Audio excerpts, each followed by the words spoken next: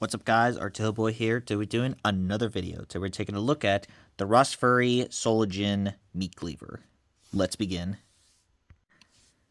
Okay, I've actually did a little look on this, and it basically turns out this is part of some Wingen or Anton Wingen Jr. carving set, which you could definitely know how very weird it is.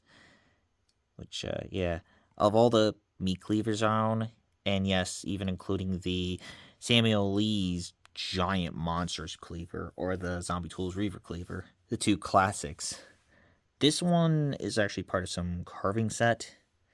Of course, you got rostfrei solingen. Of course, you got the there's actually another version that had it very carved on there. So we got or something like the decal, which is also have the, a forest with a deer, or like a deer with a horn, an elk, and of course you have is like a tree. Correct me if I'm wrong. Maybe I'm wrong on that one. I'm not sure the steel on this, but I think this is pretty much high carbon steel. And this is one of those German steel, that's what it is. Of course, you got a hole in there. The handle is basically a stick tang with you could definitely know it's not full tang. Of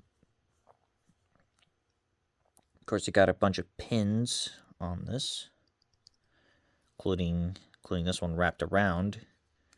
This one's also made of wood. I think my best bet is this is like a tang, like inside, goes drived in there, so it isn't like rattling and all. So let's see the size to this guy. So the size on the meat cleaver is around about 6/4.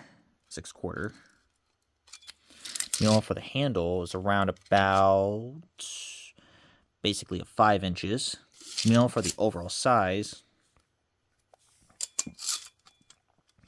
would be around about 11 inches. So let's get to the size comparison.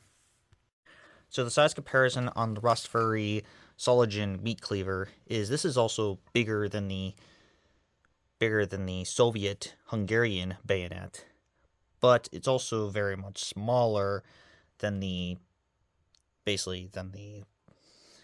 survivor knife. That's in the gap between, and so let's test this bad boy out.